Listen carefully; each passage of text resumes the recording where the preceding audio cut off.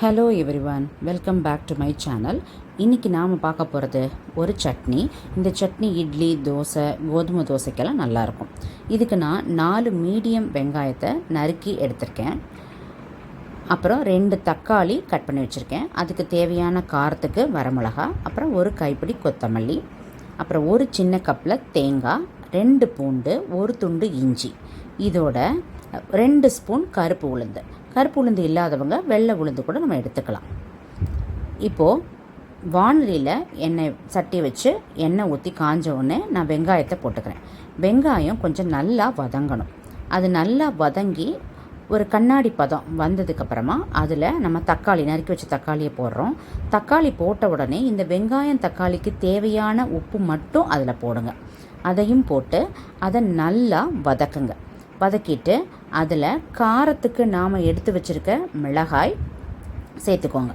மிளகாய் போட்டு ஒரு பெரட்டிட்டு இதில் நான் என்ன செய்ய போகிறேன்னா, நம்ம எடுத்து வச்சுருக்க கொத்தமல்லி, கழுவி வச்சுருக்கோம் இல்லையா கொத்தமல்லி, அந்த கொத்தமல்லியை அதில் போடுங்க. கொத்தமல்லியை போட்டு கொத்தமல்லி நல்லா வதங்கணும். அந்த அளவுக்கு அது நல்லா வதக்குங்க. அது நல்லா வதங்கி பச்சை வாசனை போனதுக்கப்புறமா அதில் நாம் எடுத்து வச்சுருக்க ஒரு கைப்பிடி தேங்காய் போடணும். தேங்காய் போடுறதுக்கு முன்னாடி தேவையான உப்பு வேணும்னா போட்டுக்கோங்க. நீங்கள் தேங்காயை போட்டுட்டு அது கொஞ்சம் வதங்கினோடனே நம்ம எடுத்து வச்சுருக்க இஞ்சி, பூண்டு அதையும் போட்டு நல்லா பச்சை வாசனை போகிற அளவுக்கு நல்லா அதை வதக்கிடுங்க. இது தனியாக எடுத்து வச்சுருங்க வதங்கினதுக்கப்புறமா. அதுக்கப்புறம் அதே கடாயில் கொஞ்சம் எண்ணெய் விட்டு நம்ம கருப்பு உளுந்தையும் போட்டு வெள்ளை உளுந்தை போட்டு அதையும் எடுத்து வச்சுருங்க. இது ஒரு ஆரட்டம். இதுக்கு நடுவில் இதுக்கு தேவையான ஒரு கோதுமை தோசைக்கு நான் ரெடி பண்ண போகிறேன். அதுக்கு நான் ஒரு பாத்திரத்தில் ஒரு கப் எடுத்திருக்கேன். இந்த எந்த கப்பில் எடுத்துருக்கீங்களோ அந்த கப்பில் எடுத்துக்கோங்க. 1 கப் கோதுமை.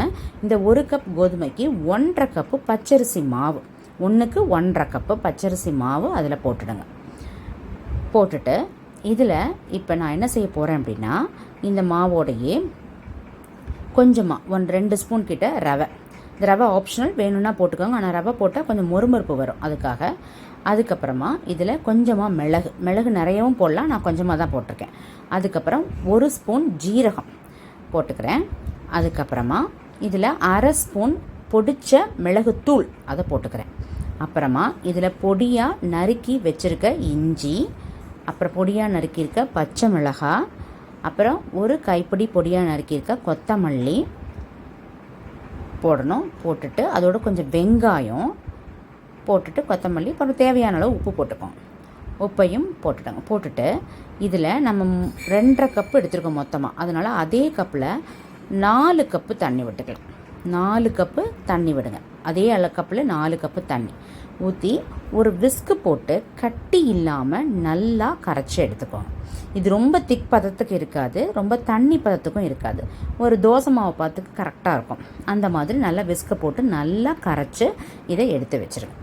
இப்போது நம்ம சட்னி ஆறி இருக்கும். அந்த சட்னியோட உளுந்தையும் போட்டு ஒரு ஜாரில் அதை நல்லா அரைச்சி எடுத்துக்கோங்க. இதுக்கு நடுவுலையே ஒரு சின்ன பேனில் நான் தாளிக்கிறதுக்காக எடுத்திருக்கேன். கொஞ்சம் எண்ணெய் விட்டு அதில் கொஞ்சம் உளுந்து, அதுக்கப்புறமா கொஞ்சம் கடுகு போட்டு இது தாளித்து நம்ம அரைச்சி வச்சுருக்க சட்னியில் போட்டுடுங்க. கடுகு பொரிஞ்ச உடனே அரைச்சி வச்சுருக்க சட்னியில் எடுத்து போட்டுருங்க. இப்போ கல்லை நல்லா சூடானதுக்கப்புறம் நம்ம வச்சுருக்க மாவை 2 கரண்டி எடுத்து விட்டு இது திக்காக ஊற்றுறதுக்காக நான் சொல்கிறேன். 2 விதமாக காமிக்க போகிறேன். திக்காக ஊற்றுறதுக்காக 2 கரண்டி விட்டு இதை தோசை ஊற்றிட்டு அதில் எண்ணெய் விட்டு 2 பக்கமும் திருப்பி போட்டு நல்லா வேக விட்டுடுங்க.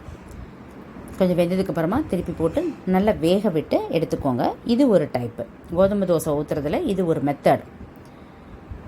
நம்ம சட்னியோட மரச்ச சட்னியோட நம்ம இதை கொடுக்கலாம். இன்னும் ஒன்று, இதே இதில் இந்த மாவில் இன்னும் ஒரு 4 கப், மொத்தம் 8 கப் தண்ணி விட்டோம்னா என்ன ஆகும்னா நல்லா தண்ணி பத்துக்கு வந்துடும். இதை சூடான கல்லில் சுற்றி விடணும்.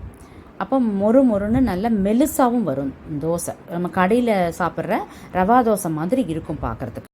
இப்போது நம்ம கோதுமை தோசையும் சட்னியும் ரெடி.